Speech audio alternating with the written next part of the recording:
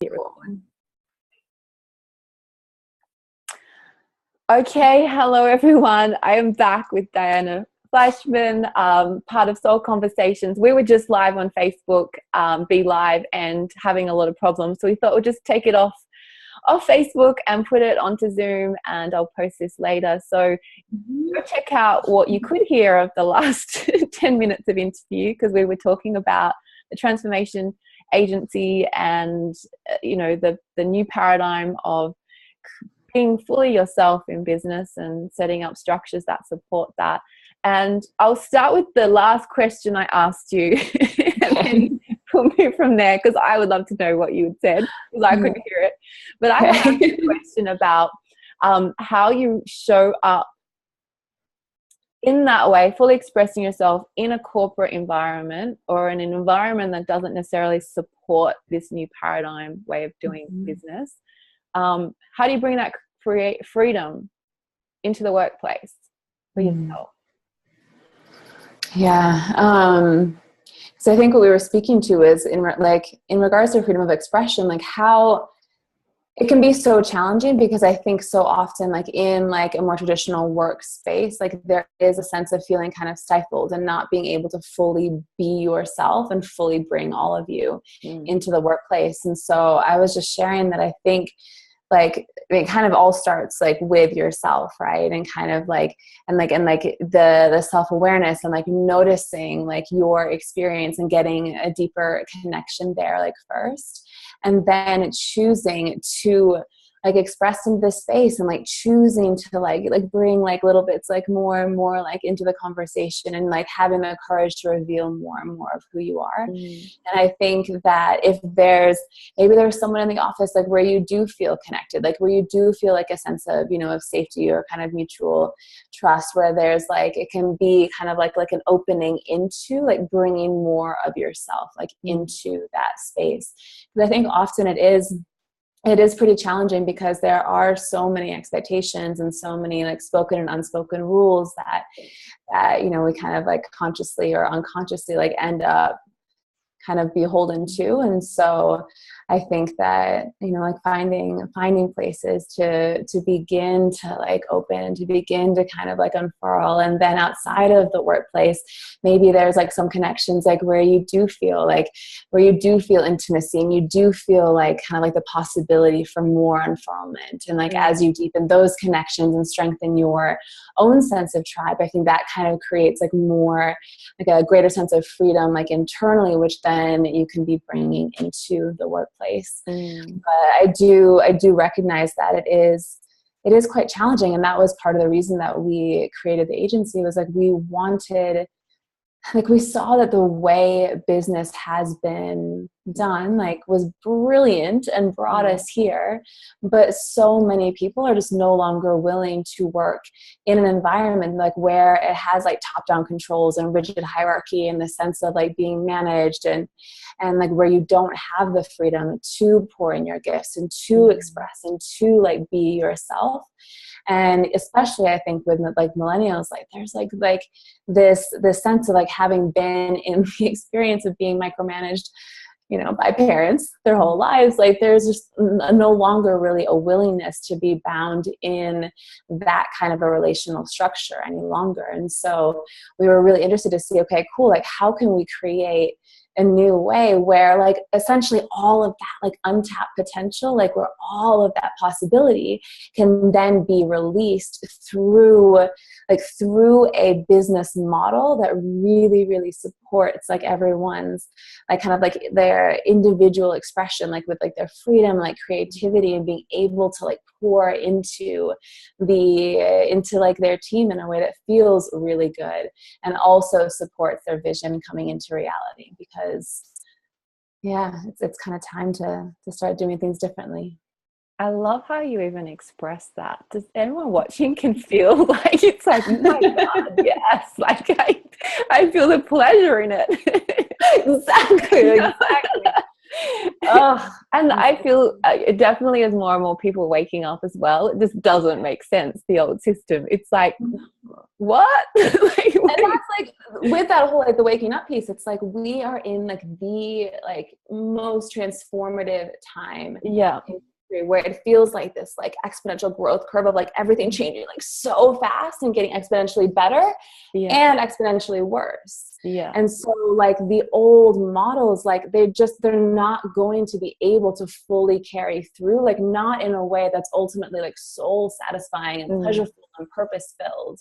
yeah, And so like it feels like that has been a big driving force. It's like, wow, like, okay, like we see like the evolution of consciousness. We see what's been happening. We see how brilliantly it got us here. And we see that it's going to take a different way of organizing, a different way of like relating to be able to see that this more beautiful world that, you know, as Charles Eisenstein says, that our hearts know is possible. yeah. And so like, how can we navigate the model and the relationships and like the control and the money and like all of the pieces in a way that that's really supportive and kind of and brings out like our best. Because I think so many businesses would be seeing that the old way isn't working. Like, you're not getting the best out of people. Whenever I freelance work and go into these corporations, I just think people are doing bare minimum, and it's because they're just so fed up and they have this just numbness within them, and they're not bringing their best. So many businesses are struggling right now, and this is such a massive piece. Absolutely. Because I mean, if you ultimately to create a culture where you're drawing out like the creativity and the inspiration that ultimately like probably every business wants to have, like that motivation does not come through financial incentive. So you can pay more to have like a mechanical task like completed, but ultimately if you're wanting creativity, that boost in money like actually like doesn't boost the creativity, and that can actually hamper it. And so in addition, in regards to like the relational piece, like if people are feeling controlled and like bound and like they can't bring themselves to work and they can't express, it's kind of like it just like brings you into this like little tiny box. And then at that point, like I think it just results in apathy, because like it kind of sucks the life out of you. Yeah.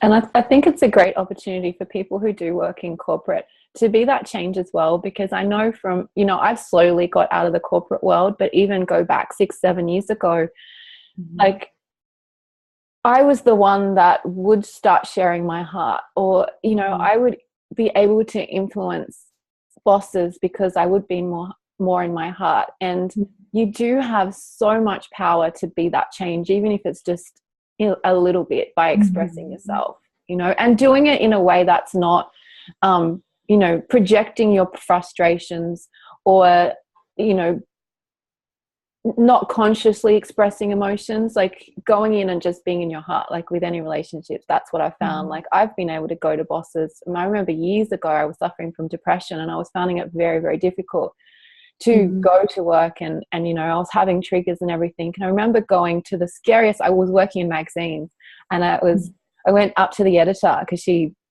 had lashed out at me, and I went up to the editor and I just said, I just need you to know that I'm actually suffering from depression, and I'm really struggling at the moment.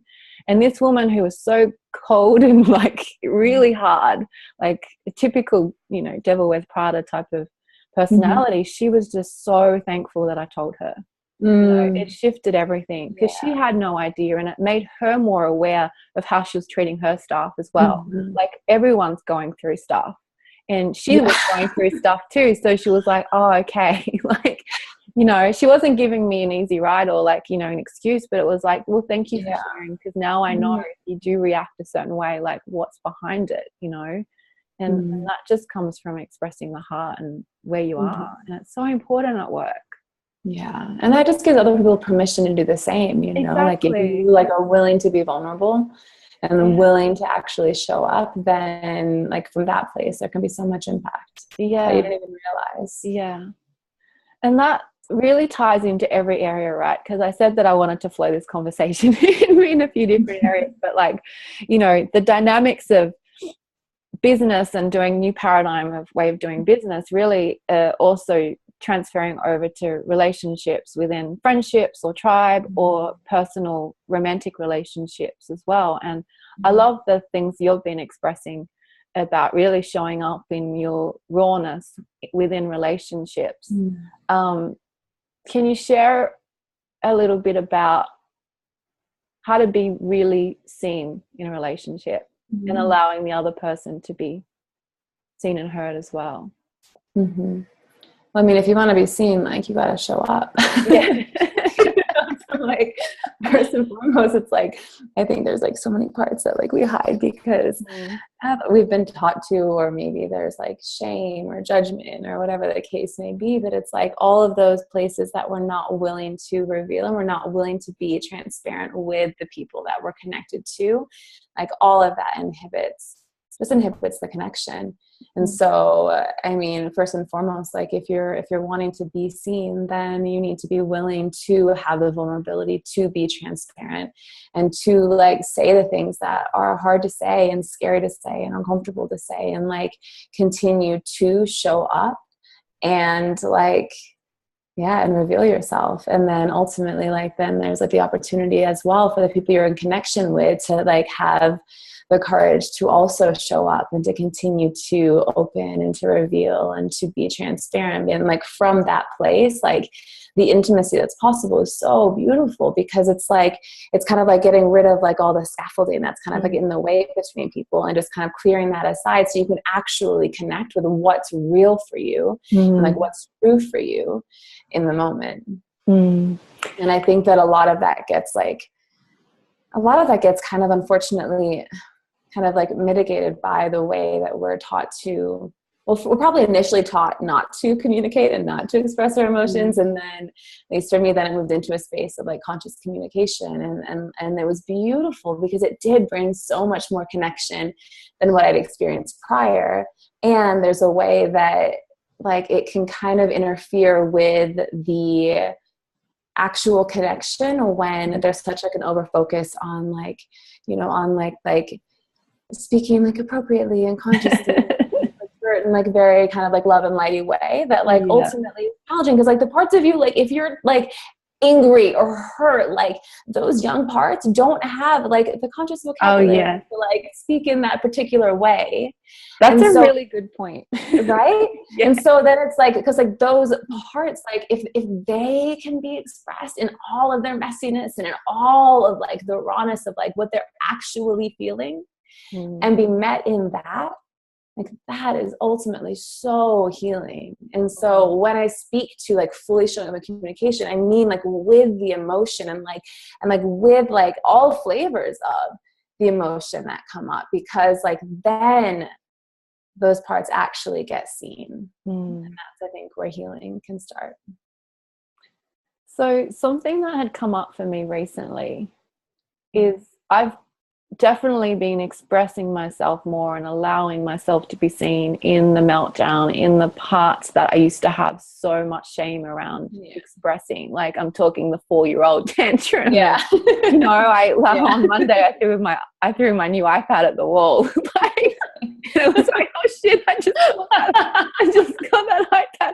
So lucky it did not break. But, you know, I was being really triggered, and the reflection I had back, and I totally hear this from the person, was that I keep having this trigger with him and he doesn't have room to be seen or heard in the relationship. And I really am looking at trying to, I don't know what the right word is, to be able to express myself, but also for him to be able to express his desires. There's more around his desires than anything, his desires, his needs, without being triggered, because the moment he talks, I go in a trigger, you know. So how would you like navigate through that? Yeah, I get it. And that's so fucking frustrating, because like I imagine you want to be able to show up in such a way that you can receive him and you can meet him, because like you care, like, and then all of a sudden you get triggered and your body like reacts, and like all this emotion comes, and it's hard, right? And like in my experience, like it's kind of like it's like clearing all those triggers out.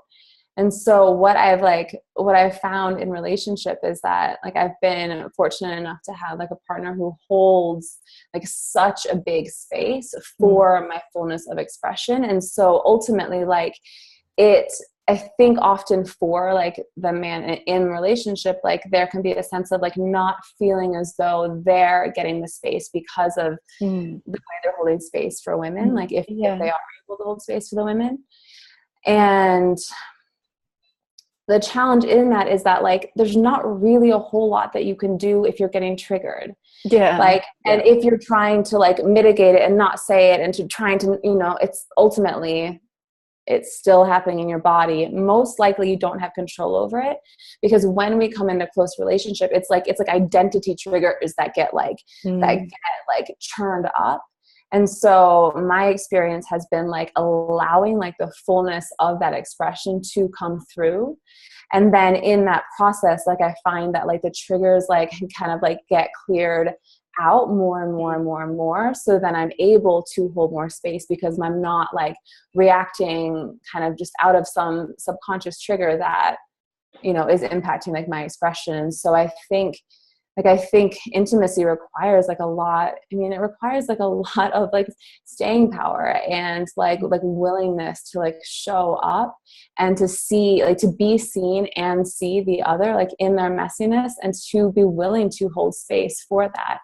And I think that part of that process too is not wrong making, like not holding the other person like in judgment, like in regards to the expression. Because if you can see the other's innocence in it, and if you know that you're kind of like alchemizing the triggers and that you're kind of like clearing them out, which then creates more space, then there's just naturally going to be more space for his expression. And like, as you clear it out in you, then like you'll have more space for him.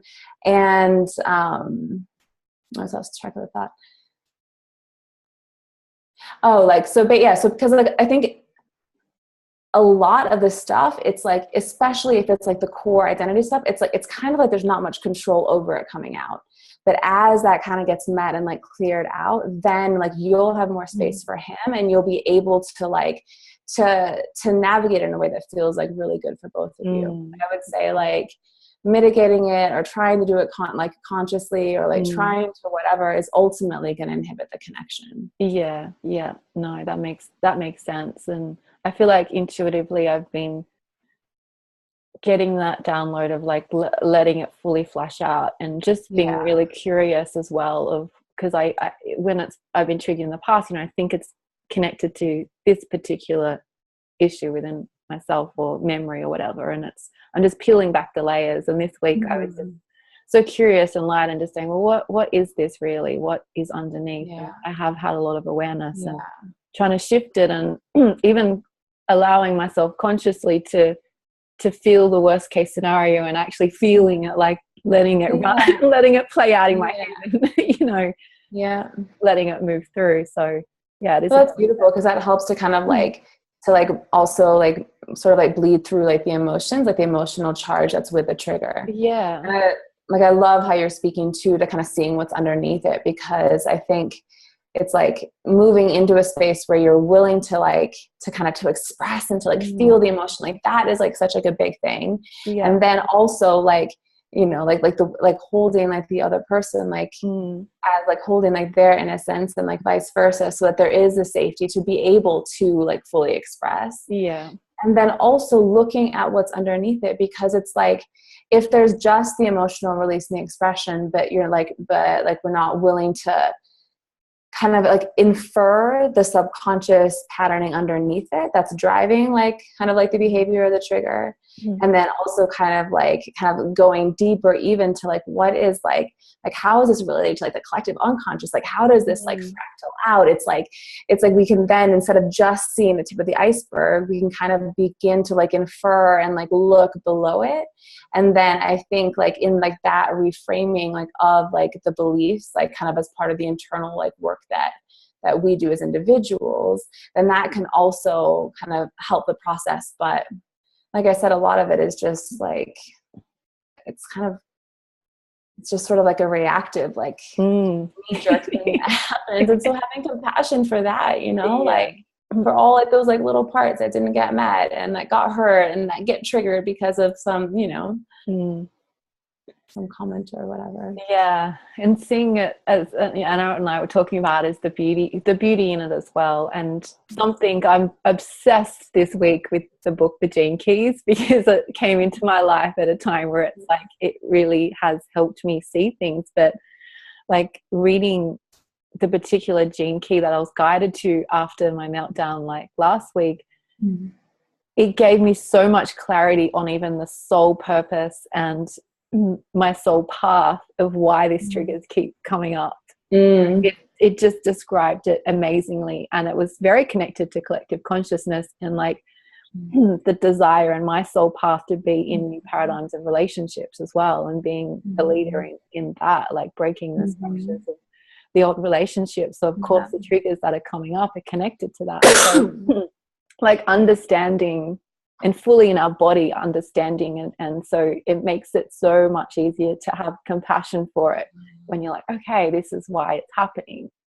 Yeah, absolutely. But yeah, I think for me within relationships right now is that I do want to really honor the men in the relationships and see them. And I remember when I met you and Paul and we're in Venice, that house in Venice, and we're all sitting around talking, and Gina had asked a question about desires as well, and Paul had said something and the men had shared, and that was the first, maybe not the first time, but it just really hit my heart of like, wow, yeah, these men who are amazing and, you know, holding so much space for us, that are they really fully being met within their desires, you know? And I really want to pay attention to that as well. Like, how can I be that for them?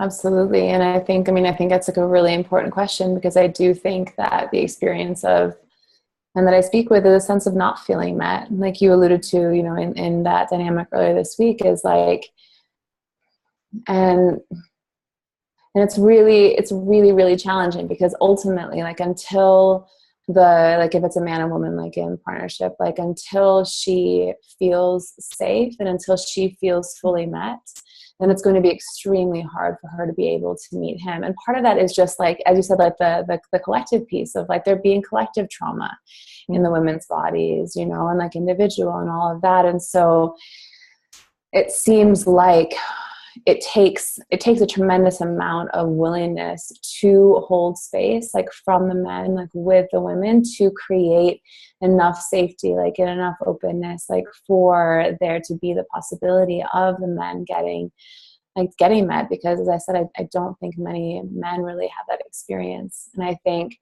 part of it I'm speaking for myself, it's like starting to take full responsibility. And so that's like the work we were learning to earlier, is like, I mean, I had, you know, like the understanding around shadow, and thought that I had maybe looked at shadow some, and like have had this experience of taking more responsibility than I've ever taken, like in my entire life.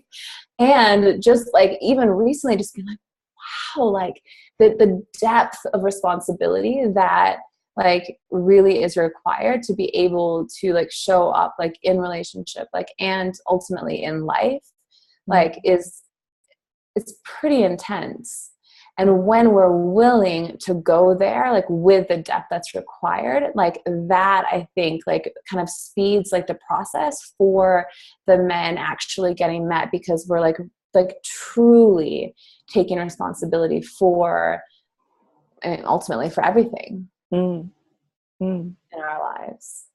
And the degree to which we're not willing to look at certain aspects, like and the evil within ourselves and our own capacity for destruction, and all the things that we avoid and don't look at, and it'll kind of like just, you know, like even just the subtle like little things that we kind of don't tend to, like the havoc that can be like wreaked from there is like, that can be really, really, really challenging in all of like forms of relationship. and like taking responsibility and like beginning to kind of reorient yourself to life through that lens, then ultimately supports the relationship, and then will support like both people feeling that. So what is, for people that are watching that may not fully understand what taking responsibility, do you want to just dive deeper into how that looks for you? Sure. So I mean, it's a big topic. It's like ultimately, like I hear often in, you know, kind of like in spiritual circles, like the notion of being the creative or the creator of your reality. And so if that is the stance that you're taking, then that literally means that the billions of years like of evolution that brought us here, like with all of the rise and falls of civilizations, with all of the atrocities, like all of the murder, all of the rape, all of the pedophilia, all of it, you then as creator created, and all of that brought you here to this particular moment in time. And so from the zoomed out level, it's like, like just like even like beginning to feel into that like is a pretty intense process in and of itself. And then bringing it from there like into the individual experience, like I just heard a thing from Jordan Peterson the other day where he's speaking like it's like the line down every human heart. It's like that line between good and evil, because we all have both. And one thing that I noticed, like kind of in, you know, like in spiritual circles, is this sort of kind of like leaning towards like the love and the light, you know, and like for myself, like it was like so similar. It was like, you know, seeing like the perfection and like the innocence and like, you know, and seeing myself like as good and like all these like beautiful things, which are all true. And like I'm equally like capable of destruction and of evil, and the degree to which we're not willing to look at that capacity is the degree to which that like unconsciously will run our behavior and like leave us like essentially like available to that destructive like conditioning or like unconscious patterning, or just like kind of like the really subtle ways that our energy like ends up being destructive like in our lives and in our relationships. And so if you're seeing that actually like every human being like has like both like good and evil, then ultimately like first of all like that brings you into like a deeper like connection understanding of like, wow, like I can see that like in like the circumstances and the pressure, like that any one of us could commit any of the atrocities that everyone is like understandably venting about, but without seeing that same capacity in their own lives and seeing like, you know, like just, and even if it's on like a more micro level or a more subtle level, like the seeds of separation or blame or like, or hate or like hurt or like whatever it is, like if we're not willing to look within here and only point fingers out there, then it like gives space for those energies to be playing out in our own lives. Wow. Yeah. It's bringing love to it too, right?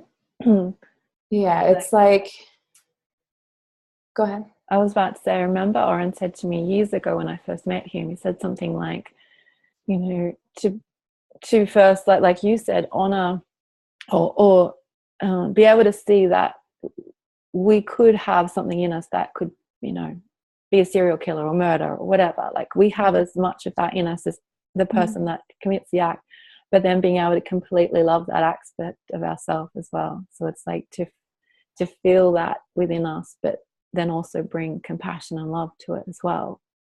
Because then we can heal it.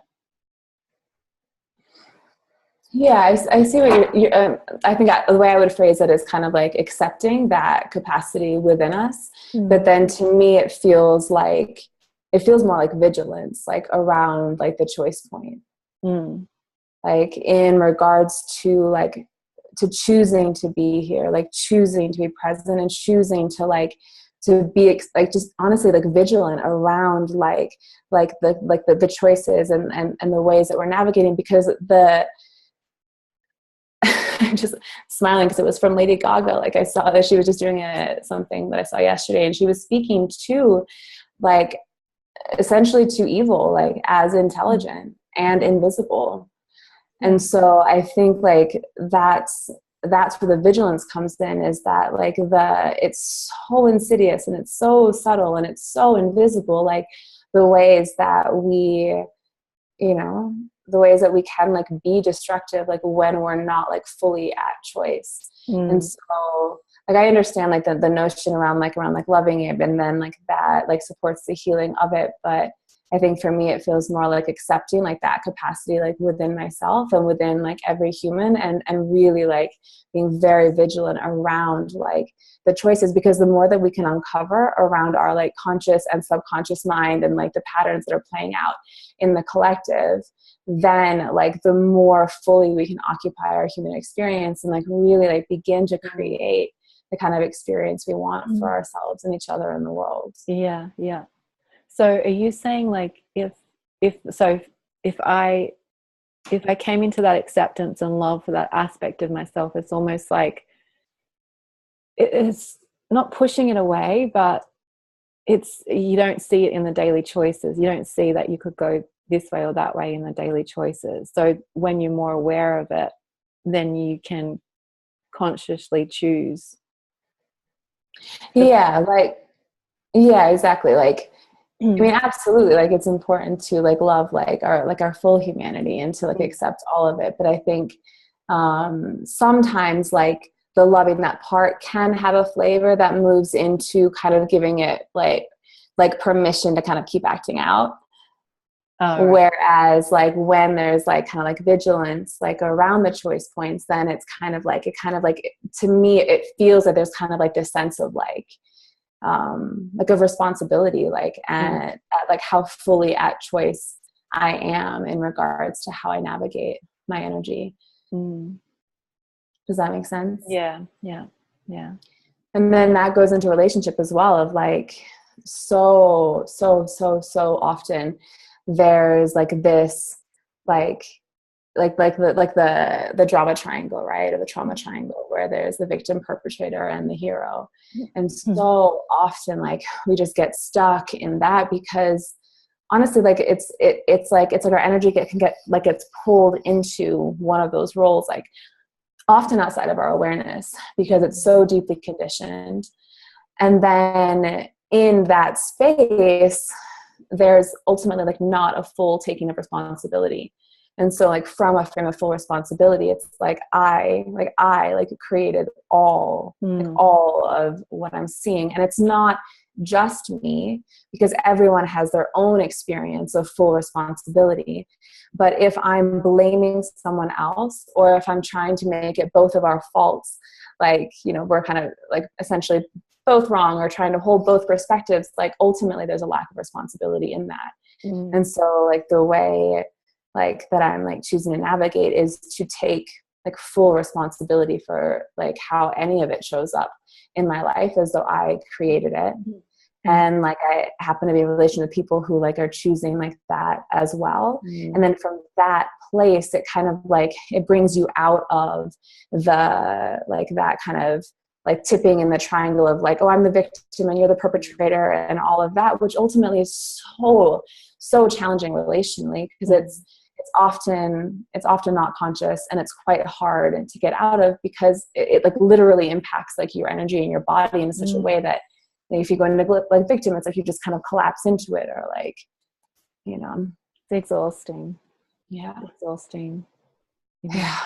And I just want to give people a chance more, you know, of like not projecting their character, even if they keep showing up in the same way. It's like I can see that I've created that exact reflection. And you know, I feel like it's even deeper than just mirroring. Like a lot of people talk about mirroring, but in every moment giving someone the chance to show up as how they are in that moment, you know, without all of my stuff Yeah. Without seeing them through my projection, or, you know, I think that's big for people, and I don't think people fully understand that. Like, how people are showing up is so much to do with your projection onto them. Mm-hmm.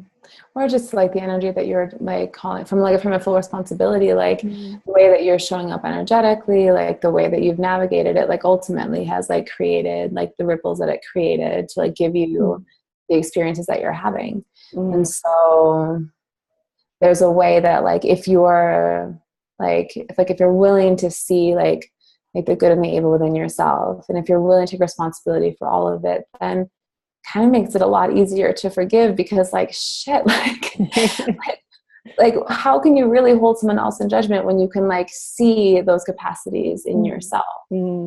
Yeah. And then if you're taking responsibility, then like for like, you know, just for the experiences that you have in your life, then ultimately like you can't really be a victim, like in a victim mentality around your experience if you're taking responsibility.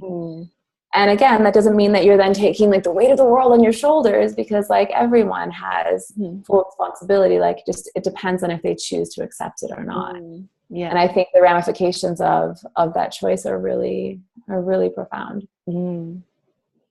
Yeah, that's a big thing as well about not taking it on, because I know I've had to navigate through this in the earlier years of really realizing how I was a creator. Then it just felt so much responsibility and pressure, and like I then went into this energy. I'm just alone trying to figure this all out. I think it's like way too much, and like ultimately like you can like free like Lynn from that. Like if you are speaking of being creator, that's like your connection like with source or with God or whatever. But like you as like your human experience, like you don't have to take the weight of the world in your shoulders. That's way too much. But I think it's important to look at, especially like, another piece is like the conversation around oneness, and like ultimately like if you're like holding a lens around oneness, like and that's like part of your experience of spirituality, then that includes all of it, like even the parts that are not pretty.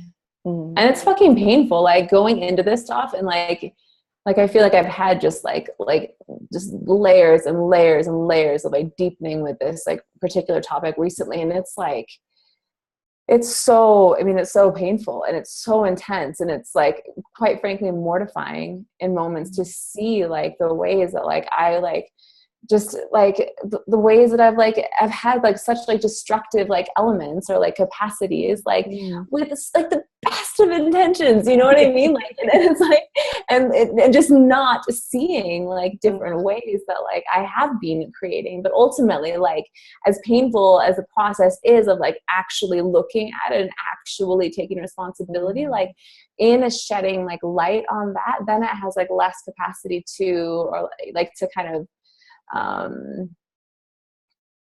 to sort of like run your behavior in those unconscious ways.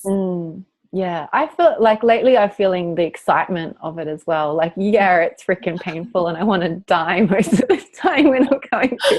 I think I'm going to die or whatever, or hurt myself or whatever.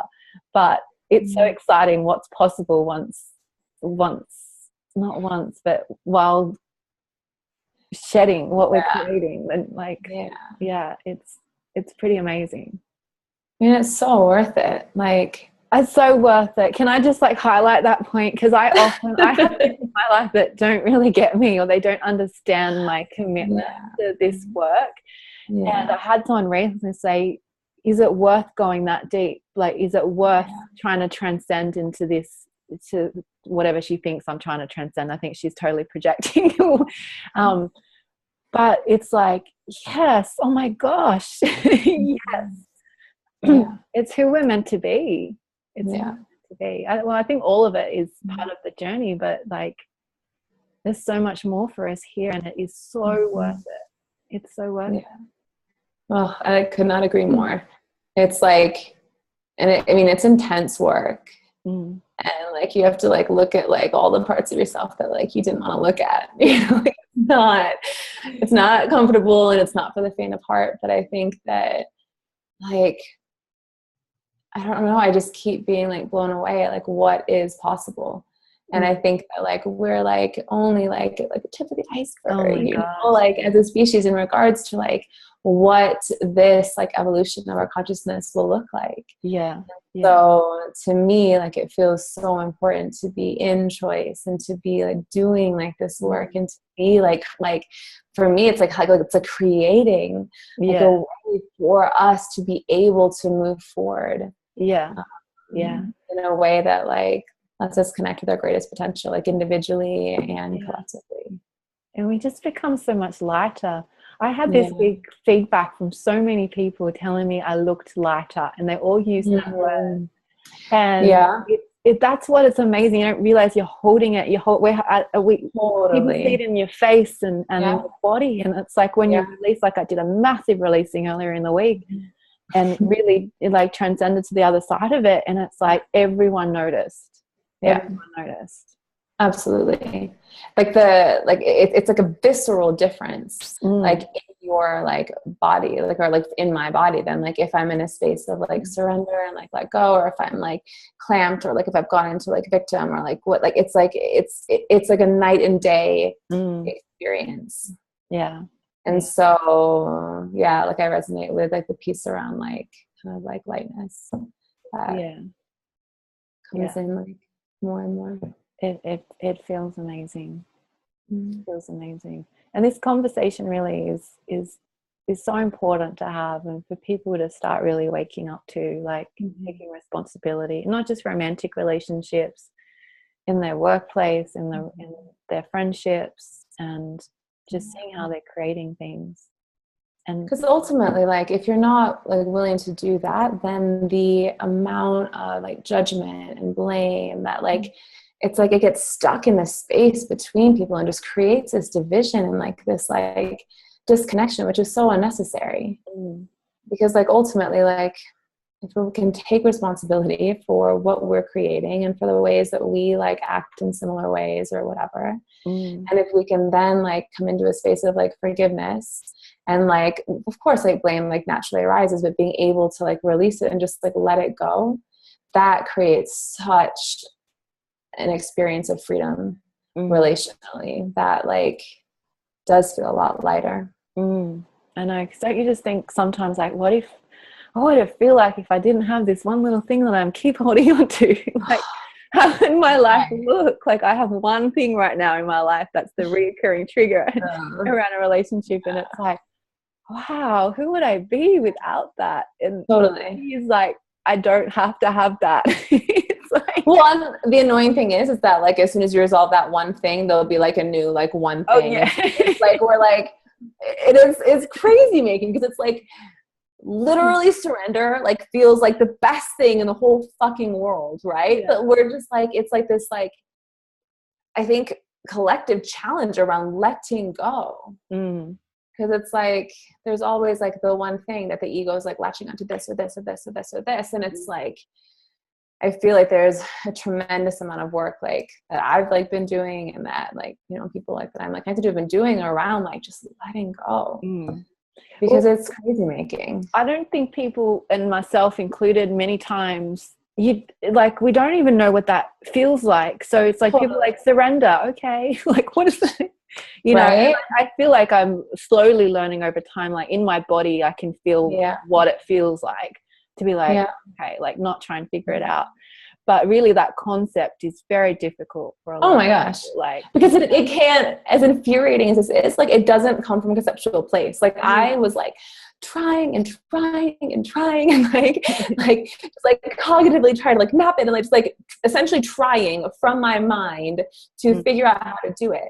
And I have a very capable mind, so I'm sure I'm going to figure it out. But ultimately, like that's not where it comes from, and it's so challenging because like there's so much like, you know, just like pain and trauma stored in the bodies, where it's like there's like a lack of like safety there, like and often like real experiences of trauma that kind of like, you know, that create like that like victim like energy like in the body, right? And so it's like if you don't feel safe, then it's kind of a big thing to ask you to just like let go. And so the lack of safety. And then there's often so much like isolation and disconnection because like we've sort of forgotten how to do that as humans. Like we're not really like doing it very well at the moment. And so then it's like, it just, even physiologically, it can be hard to kind of start that letting go and like surrender process. And like, ultimately it's kind of like,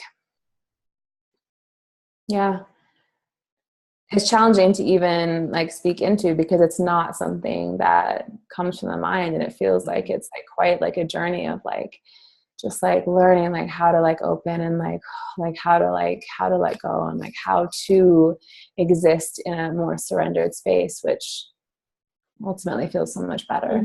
Yeah.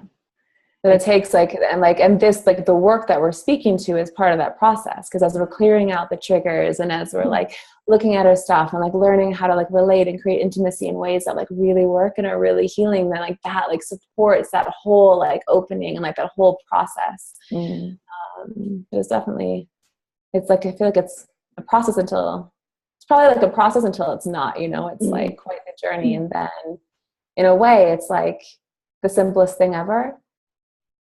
Yeah. And the hardest thing ever. Yeah. You know? I feel like I'm losing my voice now. That probably signifies my not wanting to let go of things. But from my past experience, like life will put me in a situation where there's nowhere else to go but surrender.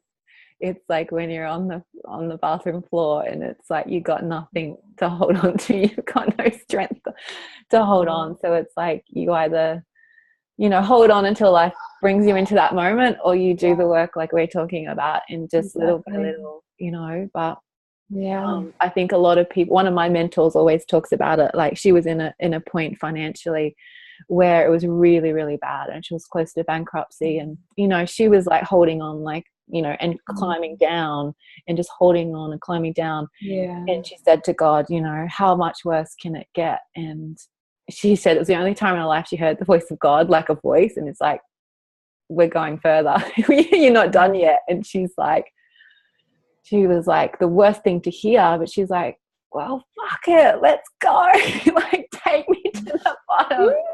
I'll like freaking die, I don't care. And she just dropped, and she said, because she dropped, instead of like climbing down, she dropped. She said when she hit rock bottom, the momentum was so strong that she went boom, and she created like 100,000 in a month after that. And she was like hundreds of $1,000s in debt, and you know, like had kids and a husband, and they were about all of that. And I think that's such a great like imagery of how we do life, of like just climbing down that rock and you know, holding on and trying to keep ourselves safe from falling. And it's like, if you just fall, then you bounce back. But it's easier said than done, because it's like, what does that even look like in the experience sometimes? Yeah, but it speaks to resistance, of like the amount that we like resist through our holding on, and like the amount of suffering that it ultimately creates, like for ourselves and everyone in our lives. And it's like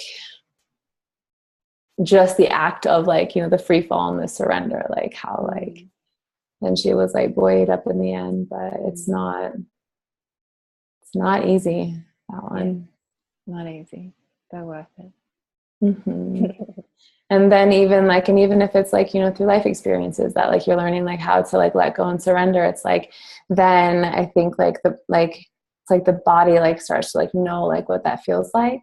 And so it's kind of like, it kind of like can give like a set point to like come back to like open out. And then as you're kind of doing like the, you know, the cognitive work with like the ego and like seeing like how that engages, and just like learning to like let those like pieces go, like I think that it kind of like, I think it does start to get easier. But yeah, it's definitely a journey. Our human experience. Our human experience. Well, thank you so much for sharing your heart. It's nice to have these conversations. Yeah, it was really nice chatting with you. Yeah, appreciate you inviting me on. It was just good to get to like dive into like different pieces of so much territory. more. I'm like, there's so many things, but I'm like, we can do it another time, because you know, an hour of people's attention is probably, yeah. but there's so much I want to talk about attachment, which is like, you know, what I'm processing through and feeling, you know, letting go of as well. And like, there's so much, but yeah, hopefully we can chat again. And so how do people, do you work with people one-on-one?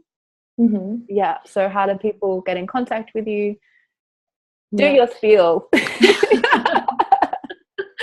Well, you can contact me on this, like the Facebook link here, because I think that this will be going on to. Yeah, I'll put the links too. There's one. And then email is diana@transformationagency.com. Amazing. Such a gift to the world. And go check out Diana's videos on her page as well. She's got so many amazing videos, and just, you know, you're showing up beautifully on social media, sharing your heart and you have a gift for expression too, because I feel like you're the passion. It's so beautiful. Oh, thank you. Awesome. Well, it was such a pleasure. Thank you so much. Thank you. And if you're a tech person, knows of a better live stream platform, because I don't know if it's just my end, because Australian internet is terrible. So these platforms. Yeah, we've been doing, basically we tend to use like Zoom, and you can set up Zoom so that it's live. Like you can do that as well. Facebook Live, you can have you up and then you can invite me in so that like my face is like up on that as well. So Zoom and Facebook are both options. Yeah. Okay. Does everyone have that option? Because I'm sure I looked for that. So I am not the tech one, but my understanding is that like with Facebook, now when you're on live, you can invite someone to join you, and so then like your picture will be there, and like in their picture, like, well, I think it's kind of smaller but the same screen, and then people can like comment and whatever. And then Zoom, if you want to have the option to go live, then there's a monthly subscription, and then you can do it that way. Oh, that's awesome. Yeah, awesome. Cool. This is like twice in a row now. Yeah. Okay, cool. I'll post this when my internet Nice. Thank you. Thank you. Oh, thank you. Lovely to chat with you. Bye. You as well. Bye. Bye.